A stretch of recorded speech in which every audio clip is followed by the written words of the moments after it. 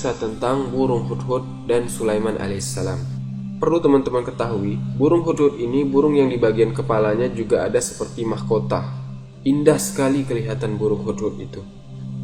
Jadi, di antara pasukannya Nabi Sulaiman alaihissalam adalah burung hudhud.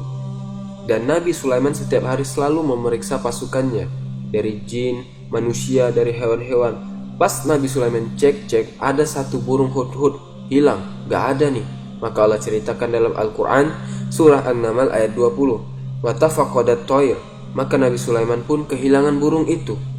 Qala, lalu Sulaiman berkata lagi, maliya la'arul hudhuda amkana minal ghaibin. Kenapa saya gak lihat burung hudhud? Kenapa dia termasuk orang-orang tidak ada? Maka semua pasukan Nabi Sulaiman tidak ada yang tahu kemana burung hudhud ini. Terus Nabi Sulaiman marah pada saat itu dan berkata, la'u'azzibannahu azaban syadidan aw la'azabahannahu aw layatiyani bisultanin mubin. Kalau dia datang nanti, dia harus membawa alasan yang benar. Kenapa dia tidak ada? Kenapa dia tidak hadir di saat saya absen? Atau kalau tidak, saya akan siksa dia dengan siksaan yang menyakitkan. Maka datanglah burung hudhud, lalu Allah ceritakan. Nabi Sulaiman tanya, kenapa kok tidak ada? Dia bilang, saya telah pergi ke suatu negeri. Rupanya sebagian asar menyebutkan burung hudhud ini ketemu sama hudhud yang lain, ya, burung yang lain, yang kebetulan beda wilayah sama Nabi Sulaiman. Nabi Sulaiman tinggal di Palestina, negeri Syam. Ada burung hudhud yang datang dari negeri Yaman, lewat. Seperti kalau kita manusia ketemu sama satu orang ngobrol, terus kita diajak ke kampungnya atau ke kotanya dia. Rupanya burung hudhudnya Nabi Sulaiman ini diajak oleh burung hudhud yang lain dari Yaman untuk ke sana. Perlu teman-teman ketahui bahwa semua makhluk Allah selain manusia dan jin itu beriman kepada Allah. Burung-burung, semut, serangga semua tahu Tuhannya. Manusia sama jin saja. Dan manusia jin juga ini cuma pembangkang-pembangkang saja yang tidak beriman. Ketika burung hudhud ini rumahnya diajak oleh teman hud yang lain, mereka bercerita. Dan Hud yang dari Yaman mengatakan, kalau di negeri saya ada seorang ratu perempuan yang berkuasa, namanya adalah Ratu Balqis. Maka akhirnya pergilah dia ke sana. Dia heran melihat kerajaan Balqis yang luas segala macam. Akhirnya dikumpulkanlah informasi. Terus dia pulang lagi ke Palestina. Waktu dia pulang, Nabi Sulaiman tanya, kamu dari mana? Diceritakan dalam surah An-Naml. Maka dia pun mengatakan, ji'tuka min saba'in binaba'in yakin. Aku datang dari negeri Sabak membawa informasi yang pasti. Sesungguhnya di sana ada seorang wanita yang berkuasa, kemudian dia sangat dipatuhi oleh kaumnya dan mereka menyembah matahari selain Allah. Qala, berkata Sulaiman, sananzuru an sadaqta am kunta minal kazibin. Kalau begitu, saya akan pastikan informasi benar atau tidak nih apa yang kau bilang. Izhab bi kitabi hadza fa'alqi ilaihim summa tawalla anhum fanzur maza yarji'un. Bawalah suratku ini dan jatuhkan surat ini ke ratu itu, lemparkan. Maka Hudhud memegang surat tersebut lalu dibawa ke istananya Balqis. Isi surat itu, Bismillahirrahmanirrahim, ala ta'lu alayya wa tuni muslimin. Hudhud lempar surat itu dari lubang tempat singgasananya Balqis, dilempar ke depan singgasana tersebut, lalu Hudhud sembunyi mendengarkan apa yang diucapkan oleh Balqis dan para pembesar kerajaan. Balqis lihat surat itu mewah sekali, bagus, dari kulit hewan. Terus dibuka tulisannya, sesungguhnya dari Sulaiman. Isinya adalah Bismillahirrahmanirrahim, dengan nama Allah yang Maha Pengasih lagi Maha Penyayang. Datanglah kepadaku, kata Sulaiman, ya, dalam keadaan patuh. Alla ta'lu alayya wa tuni muslimin. Janganlah kalian sombongkan diri terhadapku dan datanglah kepadaku dalam kondisi menyerah. Seperti itulah suratnya. Maka terjadilah kisah Balqis, kemudian berdiskusi dengan orang-orang sekitarnya.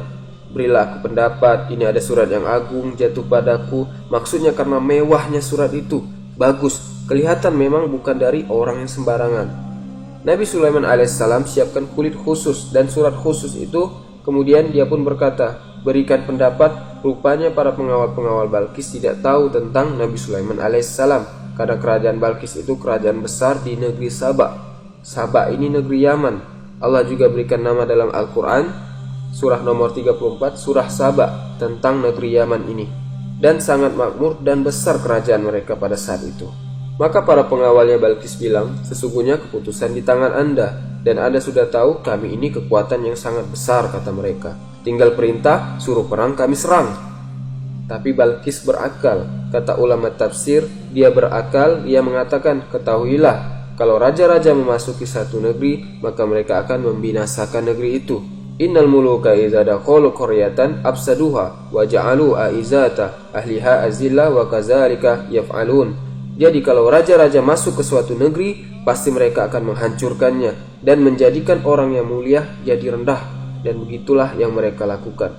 Wa inni mursilatun ilaihim bihadiyatin fanaziratum bima yarji'ul mursalun. Dan aku akan coba kirimkan hadiah kepada mereka. Kita lihat bagaimana responnya mereka. Rupanya Balqis mengambil peti-peti emas, isinya emas-emas yang banyak yang dianggap penduduk Yaman paling mahal. Kemudian disuruhlah bawa itu ke Nabi Sulaiman alaihissalam. Dibawa juga dengan orang-orang yang pengawal-pengawal yang berotot, yang badannya besar, datang ke sana untuk menunjukkan kekayaan Balqis dan juga kekuatan militernya. Pas tiba di kerajaan Sulaiman alaihissalam, pengawal-pengawal Balqis langsung ciut. Kaget mereka, karena semua istana Sulaiman alaihissalam semuanya dari kaca. Dan Nabi Sulaiman alaihissalam orang yang tinggi kekar, orang yang tampan, dan kerajaannya besar. Nabi Sulaiman sudah tahu ada utusan datang. Disusun pasukan-pasukannya dari manusia, dari hewan-hewan, semuanya patuh kepada Sulaiman alaihissalam. Maka pengawal Balqis paham kalau ini kerajaan yang sangat besar, bukan main-main. Pasti kalah mereka. Dan begitu dibuka peti-peti emas, Nabi Sulaiman ketawa. Nabi Sulaiman alaihissalam mengatakan, atumidunani bimal fama atani Allahu khairum mimma atakum. Apakah kalian mau menggiurkan aku dengan harta ini? Apa yang Allah kasih lebih baik daripada apa yang kalian miliki? Pulang sekarang, bilang sama ratumu, aku akan datangkan pasukan yang tidak akan pernah bisa dikalahkan. Lalu kembalilah utusan ini dan diceritakannya semua sama Balqis. Ini Sulaiman, raja yang kekar, besar, pasukannya manusia, jin, hewan-hewan. Kita tidak akan bisa menang, wahai ratu. Apa saran kalian? Baik, sepakat, menyerah saja. Bukankah Sulaiman cuma minta kita beriman kepada Tuhannya, tidak mau mengambil kerajaan kita? Maka Nabi Sulaiman bilang pada saat itu dengan para pengawalnya, siapa yang bisa mendatangkan singgasananya Balqis, tapi dengan syarat saya mau cepat. Lalu berkata Ifrit dari jin, dari kekuatan jin yang paling besar, dianggap jin yang paling kuat, saya bisa datangkan wahai Nabi Allah, sebelum Anda berdiri dari tempat duduk Anda. Duduk begini, berdiri sudah ada, dan saya sangat kuat dan terpercaya.